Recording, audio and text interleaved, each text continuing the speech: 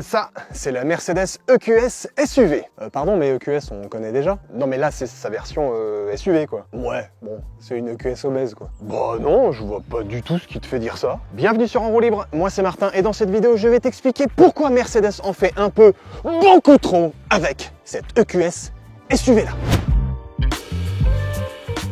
Et pour bien juger ce délire gargantuesque, il nous faut un outil spécial. Non, pas une clé à pipe, mais bien le format en 2.2, 2 points positifs, 2 points négatifs. Et on va commencer par un premier point négatif, le design extérieur de cette EQS SUV. Parce que chez Mercedes, quand une auto arbore le S, comme cette EQS SUV, c'est que tu rentres dans une classe supérieure.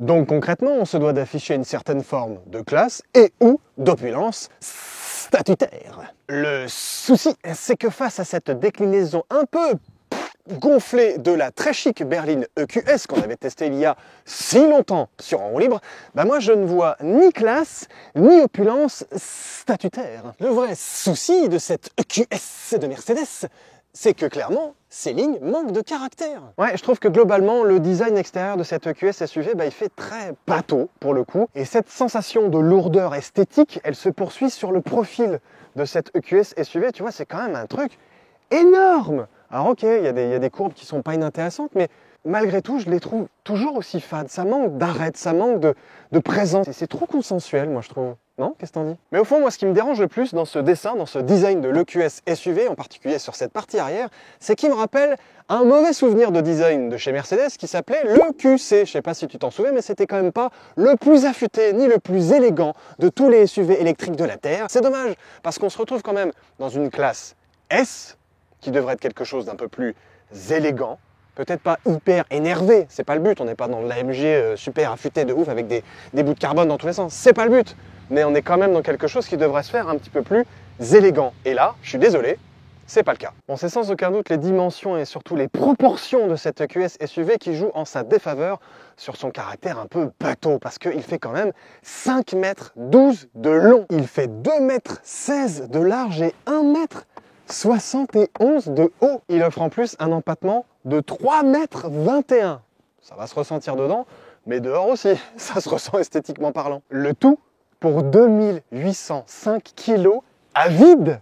2,8 tonnes à vide. C'est 175 kg de plus que la berline EQS, qui était déjà pas un poids plume. Du coup, ce dessin, il penche ni du côté hyper classe, hyper chic d'une classe S, voire même d'une EQS, ni du côté un peu matu, un peu gros tata d'une classe G. On est un peu entre les deux, on sait pas trop où on est, et on est nulle part, et du coup, bah c'est fade, c'est hyper fade. Par contre, dès qu'on réouvre ces énormes portières, là on se souvient pourquoi il y a un S à son blason, à cette EQS SUV. Parce que non, quand tu pénètres dans l'habitacle de ce EQS SUV, tu rentres pas dans n'importe quel habitacle, tu rentres vraiment dans un lounge premium, un salon hyper cosy, un truc mais grande classe. Et le premier truc qui te fait dire ça, c'est un truc tout simple, c'est le toucher de ce volant. Je sais pas si tu le vois, mais je pense que c'est le cas. Tu vois que c'est hyper travaillé, il y a des petites surpiqûres, et le cuir est d'une douceur et d'un moelleux. Tu sens que là, tu rentres pas dans une voiture comme les autres. Voilà, là, tu sais pourquoi tu rentres dans une classe S, même si elle est électrifiée, ça reste une vraie classe S. Et ce cuir de Corinthe, il court le long de la planche de bord, là tu vois, encore avec ces petites surpiqûres. Tout ça, c'est dans le détail, c'est dans l'assemblage, c'est dans la qualité de finition. Évidemment, les sièges, eux aussi, sont en cuir hyper confortable. Je les trouve presque un peu, pas raide, faut pas déconner, mais je m'attendais à quelque chose d'un petit peu plus moelleux, un petit peu plus enveloppant.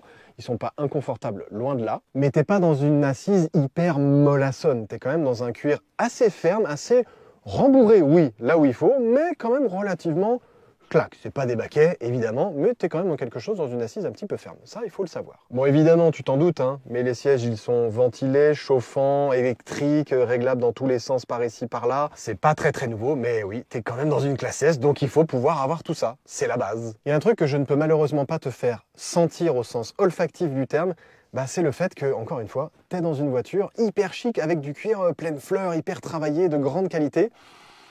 Et ça sent non seulement bon parce qu'il y a un parfum d'ambiance, hein, tu te doutes bien dans ce genre de voiture, mais ça sent le cuir, ça sent quelque chose d'une certaine forme de noblesse.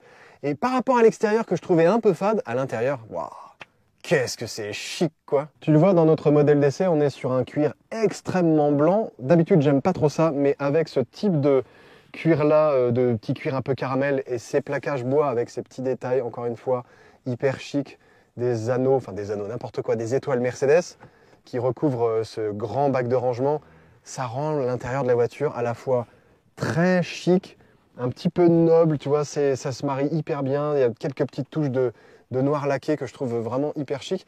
Et pour une fois, j'avoue, les intérieurs blancs, je suis pas très fan, mais celui-là, il marche pas mal. Bon, sauf évidemment à l'arrière, quand tu as les enfants avec leurs chaussures bien crottées et qui te salopent tes beaux sièges blancs, mais ça, c'est un autre sujet. Ça ne t'aura pas échappé, mais à l'avant de cette EQS SUV, tu as, bah oui, ce qui faisait le sel technologique de l'EQS, à savoir cette énorme dalle qu'on appelle le Hyperscreen, qui part de là et qui va jusqu'à de là. Ça fait 1,41 m de large pour un seul et même écran, qui est divisé en 3 écrans. 1, 2 et 3. Parce que là, oui, c'est l'écran du passager. Et cet écran du passager, évidemment, il ne s'active que quand il y a un passager d'assis dessus. Je m'assois, et normalement, si je ferme la porte, l'écran va dire bonjour, crac, bienvenue. Et là, on peut accéder à tout un tas de trucs. On peut accéder à la navigation, le téléphone, la radio, les médias. On peut même, peut-être même, regarder la télévision. Je clique. Bon, il n'y a pas de signal, mais tu peux. Dans le QS SUV, tu as évidemment accès à cet énorme écran central, hyper bien défini, hyper tactilement, génialement pratique, qui te permet d'accéder aussi à quelques menus qui sont non moins pratiques, à savoir, par exemple, les menus éclairage d'ambiance. Et les éclairages d'ambiance, qu'est-ce que c'est? C'est oui, sur le côté pour faire tout un tas de couleurs incroyables. Tu peux faire le monochrome, non, tu peux faire du multicolore. Là, je ne sais pas qu'est-ce qu'on a mis, mais on peut faire Red Moon, on peut faire Vert Jungle et on peut faire mon préféré. Attends, il est où mon préféré? Non, pas fraîcheur cyan, pas jaune, non. Rose, Maya pour faire du... Bon, ça, c'est pas le truc le plus classe de la Terre, dans n'importe quelle Mercedes à la base, mais tu peux transformer ta bagnole en boîte de nuit. Et t'as beau avoir une Mercedes EQS SUV hyper chic, et tu peux quand même faire des trucs... Bon, les éclairages d'ambiance, le côté technologique, c'est mignon, mais bon, une voiture, c'est faite aussi pour voyager, et donc pour mettre tout un tas de trucs dans tous les sens. Au niveau rangement, ça donne quoi? Alors, on commence par ce petit rangement là qui n'est pas si petit que ça, qui a 2 porte-gobelets que je vais assez vite enlever. Pourquoi? Parce que tu as une recharge à induction pour ton téléphone par ici, mais que quand tu veux aller chercher ton téléphone au fond pour le mettre à charger, ça c'est hyper gênant. Donc ça dégage. Hop, tu as accès à 2 prises USB-C. Là tu peux transformer en USB passé, ça c'est assez cool. Hop.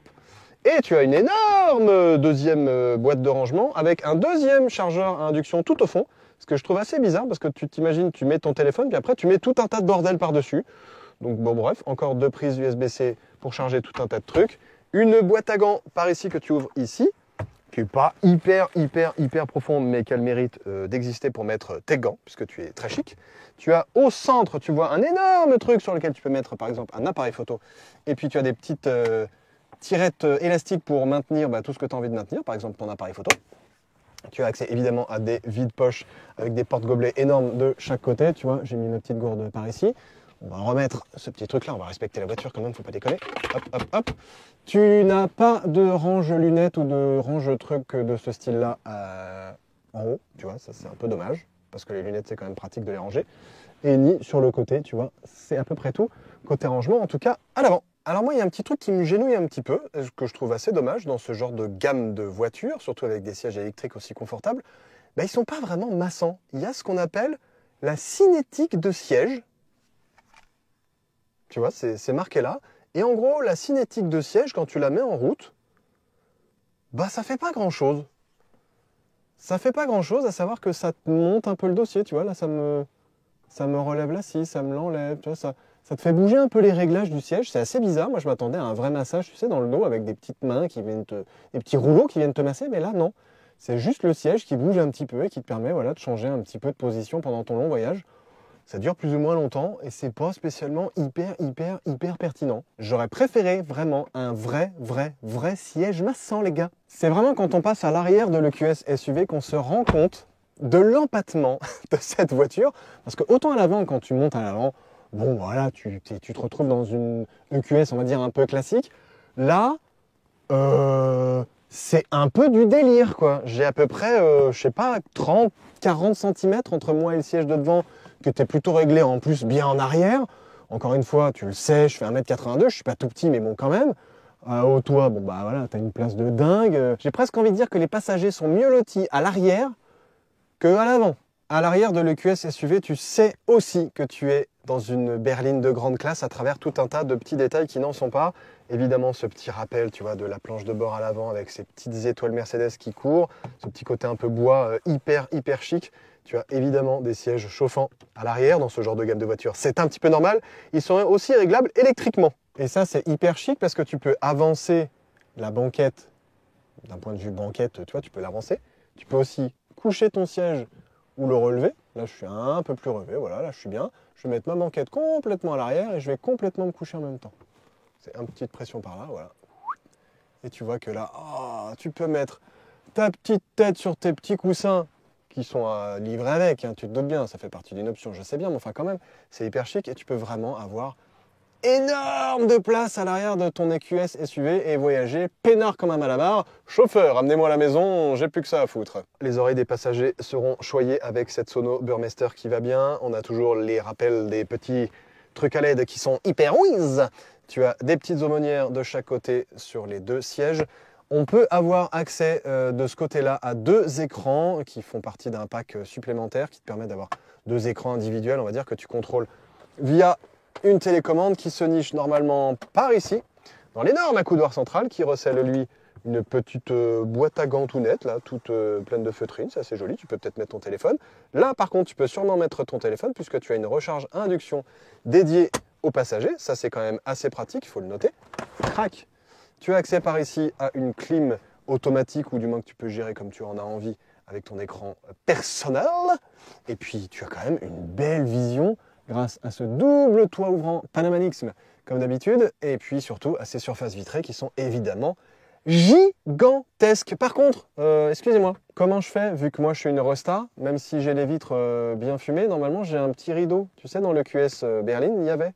Pourquoi il n'y a pas là? C'est pas normal ça. Un truc assez chic, bon, pas forcément la poignée de maintien, ni même ce petit truc pour mettre ta chemise qui sort du pressing, mais ça, les contrôles de la petite liseuse personnelle et ou de, tu vois, tout l'éclairage à l'arrière. Ça, c'est quand même assez chic.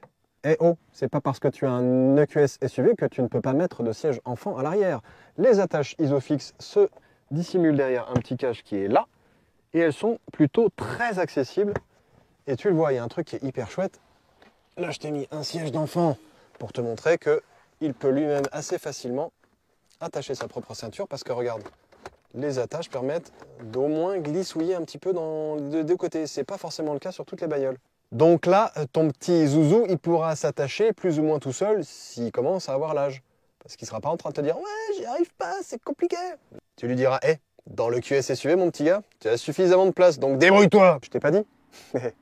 Le QS SUV a aussi une autre rangée de place. Ouais, non seulement il faut faire un brin de rangement, mais il ne faut pas oublier d'enlever le cache-coffre et que tu vois, si tu l'enlèves là, ben, il rentre plus de façon hyper pratique. Donc ça, c'est pas hyper pratique. Par contre, ce qui est hyper pratique, on va faire en sorte qu'il ne se casse pas la figure, c'est que si tu as besoin de transporter une ou deux personnes de plus, il te suffit de faire cric, crac, croc, de soulever par ici, et oh magie de la technologie, et qu'est-ce qu'on va apparaître? Une nouvelle place à l'arrière, c'est incroyable. Bon, j'ai un peu honte parce que j'ai les pieds vraiment dégueulasses et que bah, c'est tout blanc. Mais on va quand même essayer d'aller se mettre à l'arrière à la place de la 7e personne. Enfin là, pour le coup, de la 6e personne.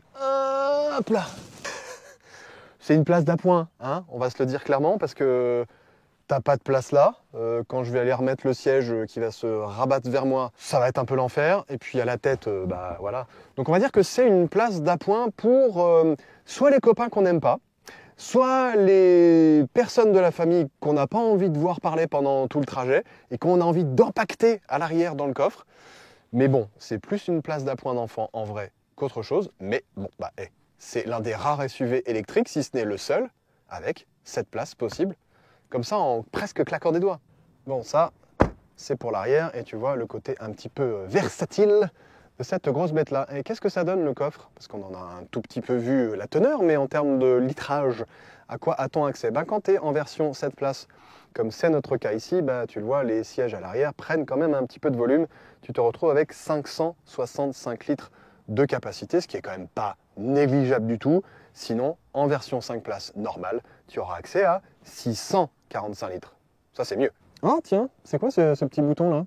Ça, c'est le bouton pour El Crochetos d'Atlas qui arrive. Tac, bonjour. Parce que oui, tu peux tracter des trucs avec ton EQS SUV. Mais moi, je préfère quand même quand il s'en va. Bye bye. Il faut aussi noter la présence d'une petite sous-coffrounette qui est vraiment pas gigantesque. Je pense que dans la version 5 places, ce sous-coffre doit être un petit peu plus grand, du moins je l'espère, parce que là franchement c'est pas foufou. Mais heureusement, vu qu'on est sur une voiture électrique, on a quoi? Un frunk. Alors fermons notre coffre avec son haillon motorisé qui va bien. Bon, dans cette gamme de voitures, tu te doutes que c'est un peu logique. Et allons donc ouvrir notre frunk, puisque quand même, j'imagine qu'il doit être conséquent. Alors il s'ouvre... Ah. Eh oui, en fait c'est pas qu'il s'ouvre pas, c'est qu'il n'y a pas de frunk à l'avant de cette EQS SUV. Et même le capot à l'avant, il s'ouvre pas. Ou du moins, toi, tu ne peux pas l'ouvrir. Voilà. Donc c'est bien dommage, parce que certains concurrents directs de ce EQS SUV, par exemple, je pense à la Tesla Model X, ont un frunk à l'avant qui fait un petit peu plus de 180 litres de capacité. Et mine de rien, ça compte. Par contre, le gros revers de cette débauche de luxe et d'espace, c'est le poids total de cette EQS SUV qui culmine à vide à plus de 2,8 tonnes. Oui, imagine que tu es 5 passagers ou 6 passagers de plus de 100 kg, il te faut le permis poids lourd, mon gars. Et oui, et puis il ne faut pas oublier que le QS SUV embarque une batterie énorme de 120 kWh brut et 108,4 net. Alors oui, clairement, tu vas pouvoir aller loin vu ton sac à dos, mais ton sac à dos, il est énorme. Est-ce que le poids se ressent au volant? Pas trop quand, par exemple, tu fais un truc qui ne sert à rien, à savoir un launch control de la bête. Ouah, vache. C'est sûr, les deux moteurs asynchrone à excitation permanente, qui cumulent quand même pas moins de 544 chevaux, te font oublier la masse très conséquente de cette grosse bête-là. Ça, c'est une certitude. Oh la vache. Oh. Et si tu rajoutes à ça une transmission intégrale, de fait, tu te retrouves avec un 0 à 100 qui est avalé en 4,6 secondes. Et là, vraiment oui, le QS SUV est proprement bluffant. En fait, le vrai souci de ces pachydermes électrifiés, c'est l'écart qu'il y a entre leur capacité d'accélération qui est, on l'a vu, très conséquente, et leur capacité de freinage qui est, elle, du fait de leur masse, un petit peu moins conséquente. Alors, je vais mettre un petit bémol parce que cette EQS SUV, franchement, c'est pas le pire SUV pachydermique que j'ai eu dans les pattes de ce côté-là, au côté freinage. Parce que j'ai souvenir, dans la même gamme de chez Mercedes, d'un EQC qui, lui, c'était limite flippant quand tu commençais à prendre les freins. Cet EQS SUV-là, il n'est pas si mal que ça. Pour deux raisons. Un, le fait que le frein régénératif soit beaucoup mieux géré dans cette voiture-là que dans mon souvenir lointain de l'EQC. Et deuxièmement, le fait que le toucher de pédale physique de cette voiture-là a lui aussi progressé par rapport à un souvenir récent que j'avais dans la gamme Mercedes, à savoir le QE. Avec le QE, j'avais eu souvenir de quelques retours de pédale un peu bizarres quand tu commençais à vraiment hausser le rythme. Je mets des grands guillemets là-dedans parce que c'était pas vraiment des vitesses folles, mais quand tu commençais à être un petit peu plus incisif sur des routes qui tournoyaient et que tu commençais à vouloir prendre les freins, tu avais limite la pédale qui te repoussait. Il y avait une espèce de duel entre le frein régénératif et le frein plus physique. Là, c'est pas le cas du tout. Par contre, il faut pas demander à un lanceur de poids de courir le 110 mètres haies avec l'aisance d'une ballerine. Dès que ça commence un peu à tourner, le QS SUV, il se fait rattraper par son poids. Et le roulis, il est du genre conséquent. Là, je suis en mode confort et on attaque quelques petits lacets sympathiques dont on a l'habitude. Et tu vas te rendre compte assez vite, on n'est pas à des vitesses folles, que ouais, il faut un peu être réveillé au volant de la bête. Parce que clairement, je me fais embarquer contre la vitre dans tous les sens, les sièges ne maintiennent pas hyper bien, et si on hausse un tout petit peu le temps, Là, tu sens que la suspension pneumatique est un petit peu trop haute et qu'on a un petit peu du mal à contenir le poids de la bête dans tous les sens. Donc on va se mettre en mode sport, puisqu'il y a un mode sport qui est censé un tout petit peu rabaisser la caisse et raffermir la direction. Est-ce que c'est un peu mieux? Ouais. Oui, on sent un peu plus la voiture dans les mains en tout cas, mais on a toujours une longueur de freinage assez conséquente. C'est vraiment ça le problème, hein. Dès que tu mets un peu le pied dedans, hop, et que tu prends tout de suite les freins, tu sens que la voiture, les lois de la physique les rattrapent assez rapidement. Mais heureusement, pour le dynamisme d'ensemble de cette voiture, qui est quand même pas inintéressant, que les roues arrière sont directionnelles. Oui, parce que ça permet d'enrouler les courbes beaucoup plus facilement, même si on a un ressenti assez étonnant. Tu as l'impression un peu que le train arrière, je sais pas, tourne de côté. On fait un peu le crabe, tu vois. Donc ça, c'est un peu bizarre quand tu as l'habitude d'avoir un train arrière qui suit le train avant normalement. Mais ça permet quand même une certaine agilité. Je mets de beaux et gros guillemets, tout aussi gros que le QS SUV là-dedans. Parce que bon, c'est évidemment pas la plus agile de toutes les voitures dans des petits virages comme ça. Il y a aussi un truc très rigolo, je me doute que tu t'en es rendu compte, le son, le vrai faux son, parce que c'est un moteur électrique, enfin il y en a même deux, ça fait pas beaucoup de son. Par contre, quand tu te mets en mode même normal là, que tu appuies dedans, tu as vraiment l'impression d'avoir quoi? Presque une espèce de son de V8 un petit peu retravaillé, c'est assez particulier.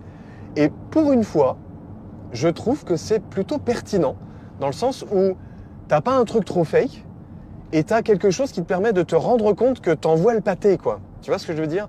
T'es pas dans un espèce de machin complètement aberrant où ça fait... T'es dans une navette spéciale. T'es pas dans une navette spatiale, tu restes dans une voiture, et puis tu restes, même si c'est un peu retravaillé, dans une sonorité pas désagréable, je trouve. Franchement, c'est plutôt assez réussi de ce côté-là. Et tant qu'on parle de cette expérience sonore, tu peux changer sur 3 modes. Là, on était en Silver Waves. Je vais me mettre en Vivid Flux. Et là, tu vois, ça marche beaucoup moins bien. Parce que là, tu retrouves l'esprit vaisseau spatial pas hyper... C'est même limite ridicule. Écoute. De l'infini et au-delà. Et il y en a un troisième qui est Roaring Pulse. Mettons Roaring Pulse. Ouf. Attention, on écoute, on essaye. Ça, c'est ridicule. Voilà, donc tu peux avoir des sons ridicules hein, si tu veux, mais moi je préfère Silver Waves. Je trouve ça assez cool. Et ultime précision sur ces histoires d'ambiance sonore, tu peux tout désactiver. Donc ça veut dire que si tu veux ne rien entendre et pas avoir ces sons un petit peu bizarres, tu peux. J'ai tout désactivé. Et là, tu te retrouves vraiment dans ta foule électrique. Et moi, je préfère quand même quand il y a un peu de son. Je trouve ça plus rigolo. En ville aussi, ce gabarit du genre mastodontesque se fait plus que sentir. Parce que concrètement, le QS SUV, dans nos petites contrées, qui sont pas si petites que ça pourtant, il déborde de partout. Déjà, c'est pas évident de bien avoir le gabarit de la bête dans les yeux, dans les pieds, dans tout ce que tu veux. Tu vois, là, je suis pas dans une situation où on est dans une route hyper étroite. Et pourtant, je serre un peu les fesses. Parce que tu as du mal à situer le gabarit de la bête, quoi. Même si on a une chaussée relativement large, quoi. Il y a de la place quand même, hein. Tu pourrais croiser 2 camions normalement. Là, tu vois, bon, voilà, je suis pas super à l'aise. On se rend pas compte, mais le QS SUV, il est énorme. Il est vraiment énorme du fait de son gabarit, de fait de son encombrement. Tout est géant dans cette bagnole. Il y a un truc aussi qui aide beaucoup cette EQS SUV à être un peu plus manœuvrant en ville, c'est le fait que ces roues arrière soient vraiment très directionnelles et très elles-mêmes pivotantes. Parce que là, tu vois, je me retrouve dans une petite configuration un petit peu étroite. Et pourtant, la voiture a enroulé la courbe sans aucun problème. Et ça, c'est hyper pratique. Deuxième truc qui est hyper pratique, le fait qu'on ait des suspensions pneumatiques qui sont relativement hautes. Là, on est en mode confort. Tu vois, je passe des dodanes à 30 à l'heure, donc la vitesse maximale autorisée sur ce genre d'obstacle-là en ville, j'ai envie de te dire. Là, on est même un petit peu au-dessus et ça passe, mais alors, on survole la mêlée, quoi. Pour rappel, une fois de plus, le QS SUV fait 5,12 m de long et 3,21 m d'empattement. Donc c'est quasiment un camion que tu dois manœuvrer. Et imagine, là, tu as envie de faire un petit demi-tour. Comment tu fais quand tu n'as pas les roues arrière directionnelles? Tu fais ça en 30 fois. Là, je fais ça en 1 fois. Crac. ça tourne quasiment sur place et on est reparti dans l'autre sens. Ça, c'est vraiment, vraiment hyper appréciable pour une telle bête, surtout en ville. C'est pas évident de le situer dans la circulation et c'est encore moins évident de le garer. Heureusement, on a des aides au parking qui sont vraiment hyper efficaces. Tiens, là, il y a une place qui est relativement grande, donc je vais pouvoir m'y garer tranquillement. Heureusement qu'on a ça, cette super caméra de recul et surtout cette vue 360 qui permet de situer vraiment, vraiment de façon hyper précise la voiture. Et heureusement qu'on a ça, parce que franchement, sinon, ce serait un petit peu complicado. Mais malgré ça, tu vois, j'ai même du mal à la garer. Peut-être moi qui suis pas très doué, ceci dit. Heureusement qu'on a une qualité de caméra et ce bird view, cette bonne définition évidemment sur l'écran, pour manœuvrer cette EQS SUV dans des conditions un petit peu étroites. Là, heureusement, on a de la place. Franchement, c'est cool. Par contre, dans des petits parkings un petit peu tendax, heureusement que tu as voilà, de quoi mettre ta petite caméra qui va bien, savoir un petit peu où tu vas dans toutes les directions et le fait que tu puisses bidouiller un petit peu dans tous les sens pour vraiment être sûr de bien être garé au poil de ce que tu veux près, ça c'est relativement rassurant. Mais encore une fois, malgré tout, le QS SUV en ville, accroche ton slip mon gars. Ultime détail, en ville en particulier, il y a une fonction auto hold. Tu sais que quand tu arrives à un feu rouge comme ça va être notre cas, que la voiture, quand tu lâches le frein, eh ben, elle ne repart pas toute seule. Par contre, cette fonction auto hold, ben, il faut la provoquer, c'est-à-dire qu'il faut appuyer fort sur la pédale de frein. Là, tu lâches le frein et la voiture ne bronche pas. Il faut le savoir, il faut appuyer fortement sur le frein pour mettre en route le auto hold. Je trouve ça un poil dommage ou n'est, parce que normalement, bah, je sais pas, t'arrives, la voiture sait que t'as arrêté, crac, elle met le truc en prise et puis on n'en parle plus. Bon. Mais maintenant que j'ai trouvé, c'est cool. Mais au fond, le vrai grand point positif de cette Mercedes EQS SUV, c'est plutôt sur un long trajet qu'on va s'en rendre compte. Et moi, ce que je te propose, c'est de faire un petit aller-retour entre la région parisienne et Le Mans. Ça nous fait aux alentours d'un petit 400 km aller-retour pour juger des capacités, justement, longue distance de cette grosse bête-là. Planifions notre itinéraire. Bon, j'ai un peu triché, j'ai déjà préprogrammé le truc. Je me suis programmé d'ailleurs une petite borne de recharge Electra au passage, non pas parce que j'ai des actions chez eux, mais parce que je sais que c'est une borne en général, tu vois, on la voit par ici, 225 kW au maximum, donc on touchera normalement notre pleine courbe de charge, notre pleine puissance de charge, puisque cette voiture-là prend 200 kW max. Donc c'est parti, ça nous fait très exactement 204 km pour notre aller et donc 204 km logiquement pour notre retour. Alors, on part avec combien de batterie et quelle température il fait? Donc tu le vois, on part très exactement avec 88% de batterie, soit 403 km affichés en tout cas, d'autonomie réelle. On va voir si c'est vraiment réel. Il y a un truc qui est assez pratique, c'est que si jamais on est un peu ras la gueule au niveau de l'autonomie, on a 4 façons de maximiser notre autonomie et tu le vois, on peut gagner jusqu'à 51 km d'autonomie. Mais ça voudra dire qu'il faut qu'on éteigne l'écran, qu'on enlève la clim et tout le tralala. Mais bon, tu vois, c'est quand même rassurant de se dire qu'on a 51 km de marge. Mine de rien, ce fait d'afficher non seulement le pourcentage de batterie qui te reste, mais aussi le nombre de kilomètres auquel ça correspond, ça c'est quelque chose d'assez rassurant quand tu as l'habitude de fonctionner comme toi et moi avec une voiture thermique et donc en nombre de kilomètres restants quelque part, c'est rassurant. Si toi aussi, ce petit glink, glink, t'agace un petit peu quand tu dépasses de ça, la limitation autorisée par la loi, eh bien grâce à un seul doigt et une petite pression, tu l'enlèves. Donc l'obligation légale de faire blink, blink, blink quand ça dépasse les vitesses, tu peux quand même la zigouiller en un petit clic. Ça, c'est super pratique. Bien joué les gars. Je te dois 2-3 petites précisions sur les modes de conduite et la conduite qu'on va utiliser pendant ce trajet. Je me suis mis en mode individuel. C'est-à-dire que j'ai créé mon propre profil de conduite avec le moteur en mode confort. Donc on n'est pas spécialement en mode éco, mais on est en mode confort classique. Il n'y a rien d'exceptionnel là-dessus. C'est le mode normal pour le moteur. Par contre, niveau suspension et niveau dureté de la direction, je me suis mis en sport.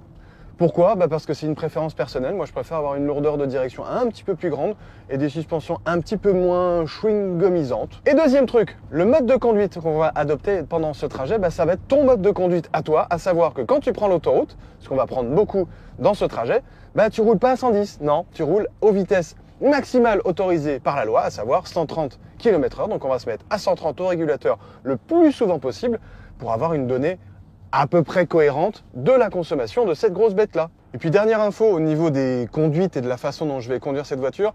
Là en ville j'avais tendance à mettre la récupération la plus forte parce que j'ai beaucoup de descentes et de machin. J'aime bien prendre pas mal de freins moteurs entre guillemets si tu vois ce que je veux dire. Là pendant notre trajet je vais mettre le frein en mode intelligent. Clac. Là je suis en récupération intelligente. J'ai appuyé long sur la pédale ou du moins sur les palettes. Et comme ça, la voiture se débrouille, hein. Elle est intelligente, elle va récupérer comme une grande. Moi, je ne fais rien, je ne fais que conduire, et encore. D'ailleurs, micro-info, niveau consommation, là ça fait à peine 5 km qu'on est parti, donc ça va pas être très parlant, mais on est à 27,4 kWh au 100 km. Et pour te la faire très courte aussi, moi ce qui me fait un peu peur, c'est que cette voiture-là, encore une fois, est énorme et très lourde. Donc elle consomme quand même beaucoup. Moi, j'ai pas réussi à descendre en dessous des 26 kWh au 100 km depuis que je teste cette voiture.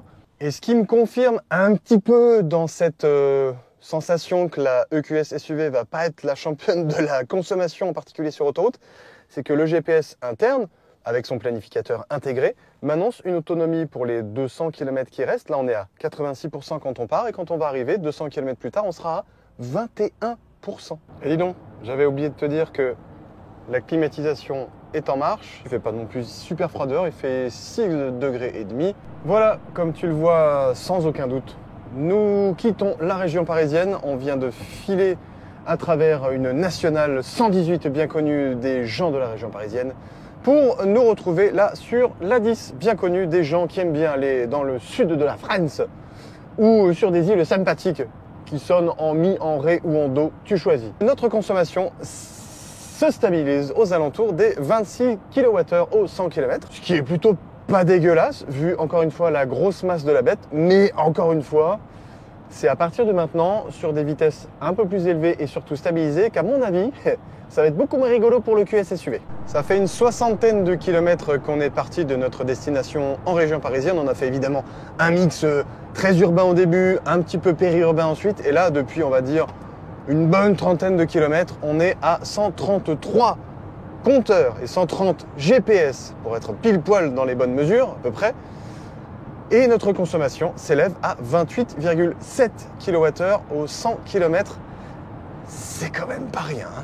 Côté confort acoustique, il y a deux données à noter avec ce EQS SUV sur un long trajet stabilisé à 130. Un, le fait que les bruits de roulement sont inexistants.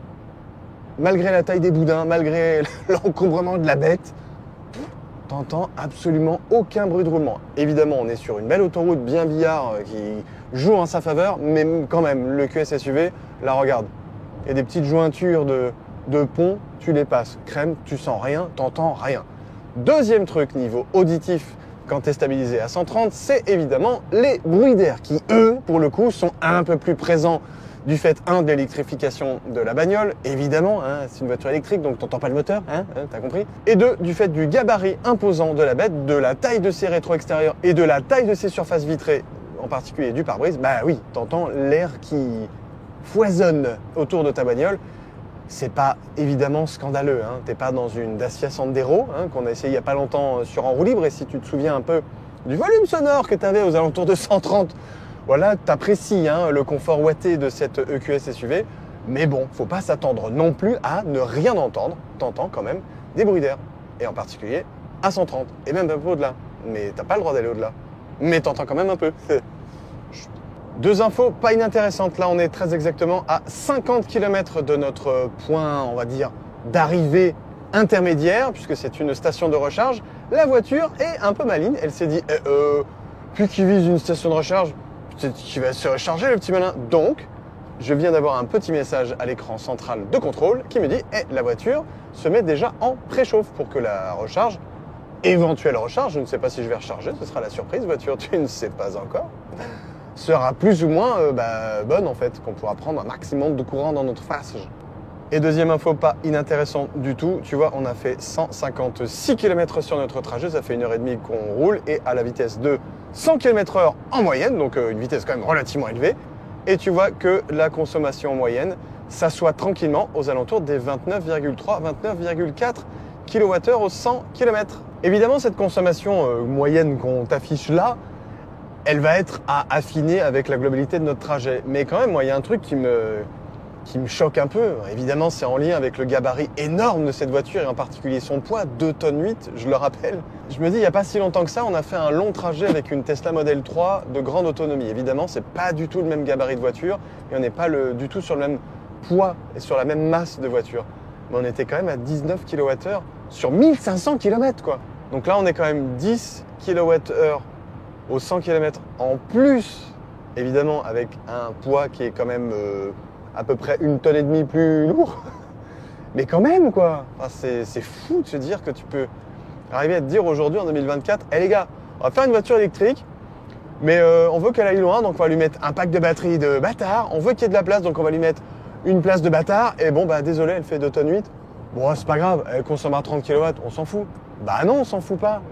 Le but du jeu quand tu es à l'électrique, c'est quand même d'être cohérent sur ton programme.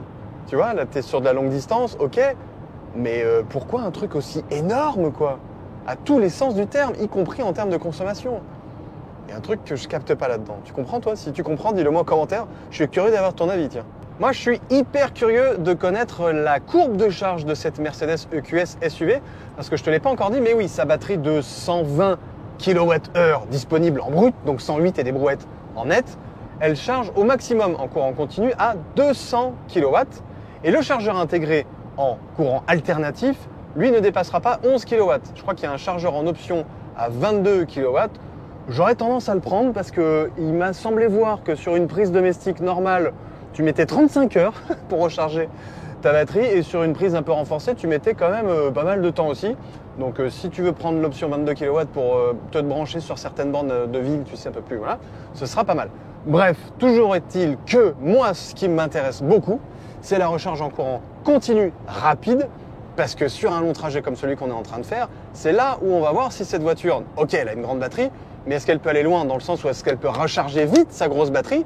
C'est ça qui va nous intéresser. Et donc, 200 kW, t'as envie de te dire, ouais, c'est pas mal. Mais bon, si c'est qu'une crête et qu'après ça tombe à, je sais pas, 100, 90 ou un truc comme ça en dessous, là, ça peut être un peu long. Et voilà, on arrive bientôt au Mans et tu le vois, 30,2. C'est énorme.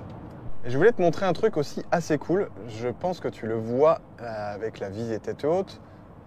Ça nous affiche la petite route qu'on doit prendre. Tu vois, il y a des petites flèches bleues là qui arrivent de plus en plus grosses, de plus en plus énormes. Là, voilà, ça nous dit c'est là la sortie, c'est là. Donc si tu vois pas que c'est là, t'es quand même un peu gogol, hein. Ça, c'est hyper pratique, cette espèce de réalité augmentée qui te dit, bah voilà, faut pas tourner à droite tout de suite là, mais tu vois, c'est encore un peu plus loin. Voilà. Et ça grossit, et ben c'était là, tu vois, j'ai raté. Non mais en vrai, hein, malgré les indications hyper claires de ce GPS à réalité virtuelle augmentée, je me suis gouré. C'est pas totalement inintéressant parce que ça va nous permettre de décharger encore un petit peu plus notre batterie. Mais bon, voilà, donc à faire ton mariole, bah t'avais qu'à regarder les flèches, quoi.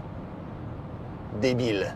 Voilà, après quelques pérégrinations bien involontaires de ma part, nous voilà enfin arrivés dans cette petite banlieue du Mans, où nous avons de belles stations Electra à notre disposition. Elles sont juste là. Et donc, on va pouvoir se faire un premier bilan conso. Crac, nous avons parcouru 245 km à la vitesse moyenne de 101 km/h. Nous avons consommé 29,8 kWh au 100 km en 2h26 minutes. On se recharge et on n'a qu'à se faire, disons, le 20-80, tiens, on va regarder ça. Allez, zou. On ouvre notre petite trappe de recharge qui est pas si petite que ça. Ch'touk, ch'touk, ch'touk. Je connecte le connecteur dans la Mercedes. Yo. C'est parti. Donc tu le vois, on est bien à 20% de batterie et on prend 0 pour l'instant. Ça y est, on commence à prendre un peu plus. Ça monte en flèche, tu vois, 147, 156, 164, 173, 182. Ça n'arrête pas de monter. C'est la folie. Voilà, normalement on est sur la crête de charge. Bon, évidemment, c'est pas drôle. Crac.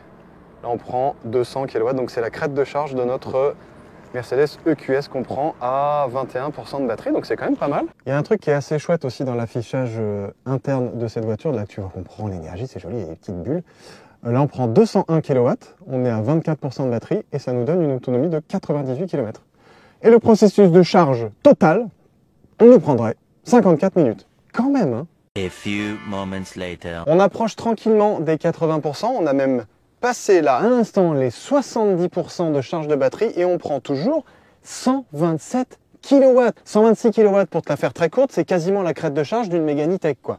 Hein, c'est 130 si je me souviens bien dans ma mémoire longue. Donc à 70% de batterie, prendre la crête de charge de certaines des voitures les plus en vue en ce moment, t'as envie de te dire, dis donc, on serait pas en train de casser le 3 derrière chez Mercedes là? Un peu quand même. Hein. Et voilà, 28 minutes, 80% de batterie et on est toujours à 105 kW. C'est quand même vraiment, vraiment pas mal. Je te l'avais promis, on arrête la charge à 80. C'est comme ça. Donc on a repris 70,8 kWh. Reprenons notre petit trajet qu'on voulait faire. Regardons si ça a changé quelque chose. A priori, oui, hein, quand même. Mercedes-Benz, machin bidule. C'est parti! Et donc normalement, bah, là, on va le faire d'une traite puisqu'il nous reste 331 km d'autonomie, maximum 467, et on arrivera avec 27% de batterie. Donc c'était pas totalement débile de charger la voiture avant de repartir. Alors c'est pas évident de la manœuvrer dans les parkings, c'est pas évident de la manœuvrer aussi au péage. Je te conseille vivement soit d'avoir le GoGo Gadget au bras, soit d'avoir le petit badge qui va bien, parce que soit tu fais une jante, soit tu te fais un bras, soit les deux, c'est pas génial. Par contre, en sortie de péage, c'est toujours aussi con. J'adore. Il y a un truc qui fonctionne aussi hyper bien sur cette Mercedes EQS SUV, c'est pas très nouveau, hein. C'est la visée tête haute. Bah ouais, il n'y a pas à dire quand tu as accès en un clin d'œil, et pour le coup c'est vraiment en un clin d'œil au lieu de faire... Voilà, ça y est, j'ai vu que j'étais à 133, que j'étais à 103 km de ma destination, que dans 48 km il va falloir que je sorte, que c'est limité à 130. Toutes les infos sont là, devant mes yeux, au sens premier du terme, et j'ai pas à faire ça. J'ai juste à faire ça. Et je suis désolé pour les Tesla, mais oui, c'est cool de centraliser tout sur des écrans. On a fait plein d'essais de Tesla, et moi, le truc qui m'horripile le plus avec les Tesla en particulier, c'est le fait que la vitesse soit centralisée sur toute la dalle de conduite. Dans un petit coin, là, tu es obligé de faire ça, toujours en train de quitter la route des yeux. Ça me gave, c'est hyper dangereux. Alors oui, tout le monde va te dire, ouais, mais tu prends l'habitude, et puis au bout d'un moment, c'est bon, machin. Pardon, je suis désolé. Moi, quand j'ai une bagnole à ce prix-là, au-delà de 100 000 balles, j'aime bien avoir une visite tête haute et me dire qu'en un clin d'œil, ping-pang, j'ai accès à tout un tas d'informations sur ma conduite, des informations essentielles. Et dans cette Mercedes-là, c'est le cas. Et ça, c'est hyper cool. Nom de Zeus. Et bam, on vient de passer la barre des 400 km avec notre EQS SUV sur notre long trajet entre Paris et Le Mans et Paris, hein, t'as bien compris. Et notre consommation est aux alentours de, même pas aux alentours, elle est de 29,4 kWh au 100 km. Bon bah c'est cohérent hein, par rapport à ce qu'on voit depuis le début du trajet, même si la température a un tout petit peu grimpouillé et qu'on est quand même encore une fois au régulateur bien installé, bah la consommation, tu vois, elle s'établit aux alentours de 29, entre 29,5 et 30 kWh au 100 km. Oh pardon, j'étais en train de kiffer la qualité de la sono de cette Mercedes EQS SUV parce que ça aussi, hein, sur long trajet, bah, ça fait quand même la diff. Et la sono Burmester qui équipe ce modèle-là, comme la grande majorité des modèles très haut de gamme de chez Mercedes, bah, franchement, c'est du très haut de gamme. Même si je trouve quand même, petit bémol lunet, j'aurais aimé pouvoir la régler un peu plus précisément. Par exemple, sur la Tesla Model 3 de grande autonomie, on avait une sono qui était une sono interne. Et je me souviens que je pouvais la régler beaucoup plus à mon oreille.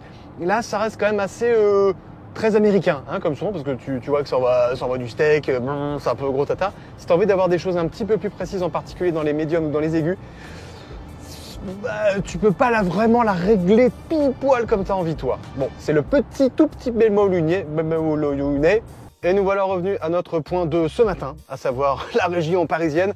On a parcouru 449 km en 4h30 à la vitesse moyenne de 100 km/h et on a consommé 26,8 kWh au 100. Attention, on a quand même un petit peu baissé notre consommation grâce à l'arrivée en ville, à quelques phases de récupération dans de grandes descentes et autres. Mais bon, ça te donne une idée déjà un petit peu plus précise de la consommation sur autoroute de cette grosse bête-là. Non, ne compte pas sur moi pour te dire que l'EQS SUV est idéal pour nos routes. Il est trop gros, il est trop lourd et il embarque beaucoup trop de batterie pour pouvoir aller si loin dans un tel confort. Quelque part, c'est presque un non-sens d'allier une telle technologie électrique avec une telle masse, un tel mastodonte, quoi. En plus, cette voiture-là, celle qu'on essaie en particulier, coûte 1 tonne, enfin 3 tonnes pour le coup, puisqu'elle vaut 179 950 €. C'est sûr, notre EQS 581 de test avait quasiment 11 000 € d'options rajoutées à la facture. Mais quand tu le compares avec son concurrent direct, qui est par exemple le Tesla Model X, en plus, dans sa version Plaid, qui fait quasiment 2 fois plus de puissance que celui-là, 1000 chevaux et des brouettes si je ne dis pas de bêtises, et ben le Model X démarre à partir de 117 000 €. Il y a de quoi rester songeur. Par contre, si c'est une berline 100% électrique avec l'étoile que tu recherches, eh bien rejoins-moi sur le test de la Mercedes EQS, la version un peu plus berline de ce gros machin-là. Et si c'est un SUV 100% électrique que tu cherches, peut-être un petit peu moins premium, mais quand même très efficace, rejoins-moi sur mon essai du Tesla Model Y. A tout de suite.